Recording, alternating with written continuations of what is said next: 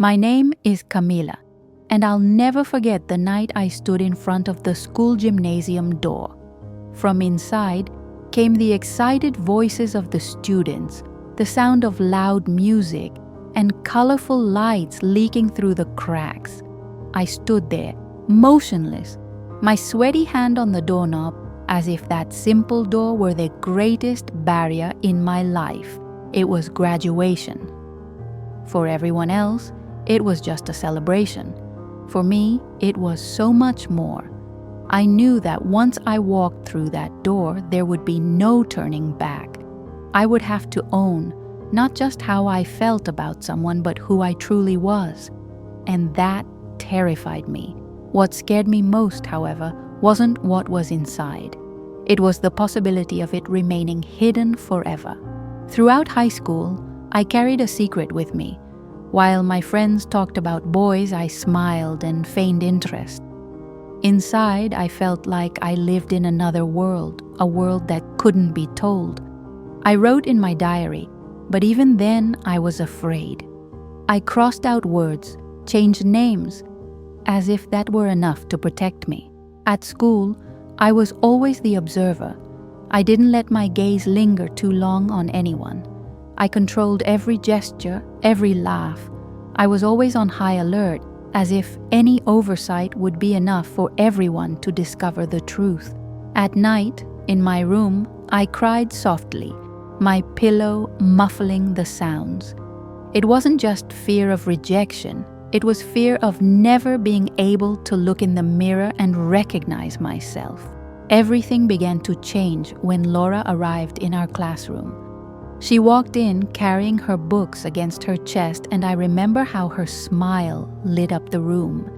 It was as if there was suddenly color in a place that had been gray until then. One day in the library, our hands met at the same time on a book. It was brief, but the shiver that ran through me left me breathless. Laura looked at me shyly, as if she'd also sensed something, and looked away. I stood there, unsure of what to do, but certain that nothing would ever be the same. After that day, we began to grow closer. We exchanged notes during class, laughed about things only we understood, and at recess I found myself counting the minutes just to see her. They were details too small for the world to notice, but too big for me. Over time, the connection between us became impossible to ignore. One day, after class, we were alone in the courtyard. Laura asked me why I always seemed so distant, so withdrawn. I couldn't answer. Then she came closer and simply held my hand. It was the simplest and most powerful gesture I'd ever received. In that moment, everything stopped. I could feel my heart racing, my palms sweating, but for the first time, there was no fear. There was peace. It was as if she were saying, without words, "I see you." We started making excuses to spend more time together. We did assignments in pairs, sat next to each other in class, until one day, in the silence of the library, Laura rested her face on my shoulder. And I realized that love wasn't wrong, it was just inevitable. But school wasn't a safe place. My classmates whispered when they saw us together. Some made jokes disguised as pranks, but they stung like knives. I tried to laugh it off, pretending I didn't care, but at night I cried with my head buried in the pillow. One day, a note from us fell into the wrong hands. Someone found it and spread it. The feeling that everyone knew crushed me. I started avoiding Laura, making excuses, but she wouldn't give up. She looked at me tenderly and said, "You don't have to be afraid of me." It was at that moment that I realized that fear was taking up more space than love. I had to choose, drown in silence or fight for what I felt. Things got worse when my mom found a message from Laura on my phone. She called me to talk, but her voice soon turned to screams. "Camila, this is wrong. You can't throw your life away like this." I tried to explain, but the words wouldn't come out. My dad entered the room, quieter, but the look in his eyes said it all. Disappointment. I cried. I screamed back. I said I couldn't stand living in hiding anymore, that I had the right to be who I was. My mother pounded the table, her eyes brimming with tears. I just want to protect you. And I replied, my voice trembling, protect me from what? From being happy? That night, I locked myself in my room, my heart in pieces. But deep down, I felt that confrontation was inevitable. It was the necessary rupture for me to finally find myself. The night of the party arrived. I stood at the gymnasium door, trembling. Inside, the students danced, laughed, and had fun. And in the middle of the crowd was Laura, waiting for me. My hands were so sweaty, I could barely turn the doorknob.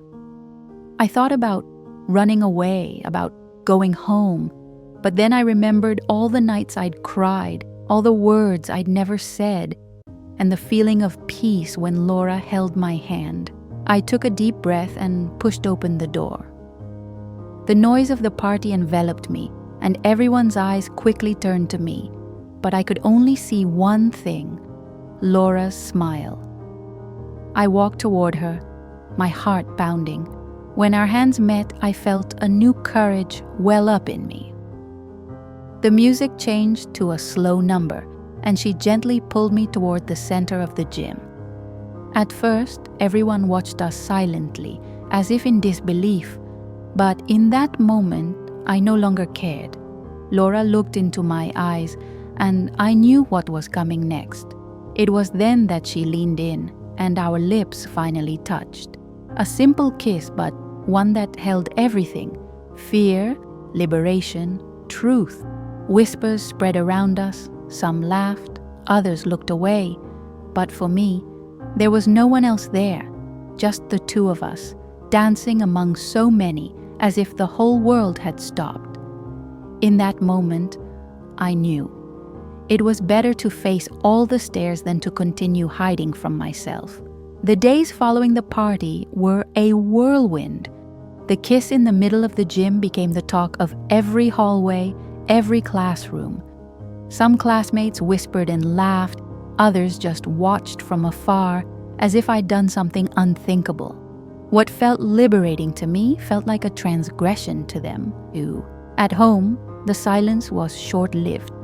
My mother called me into the kitchen, her eyes red from crying, and said, "Camila, the whole school already knows. How could you do this?" My father, quieter, just sighed deeply.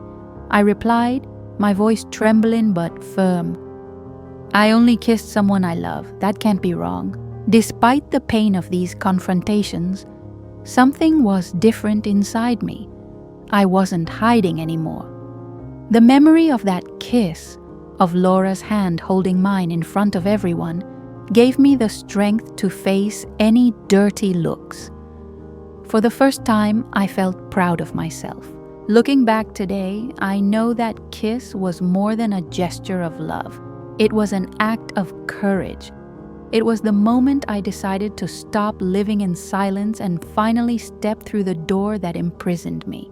If I could speak to you who may still be in hiding, I would say, I know what fear feels like. I know what it's like to feel your heart race at the thought of revealing yourself. But I also know how liberating it is to live your truth, unapologetically. School passes, trials pass, but the courage to choose yourself remains forever. So don't let fear decide for you. One day, you too will find someone who will hold your hand and make you feel like the world can stop just for you. And when that day comes, walk through your door without looking back. I promise it will be worth it. If this story touched your heart, subscribe to the channel and share this video with someone who needs to hear this message. Together, we can create a space where love between women is celebrated, respected, and lived in all its intensity.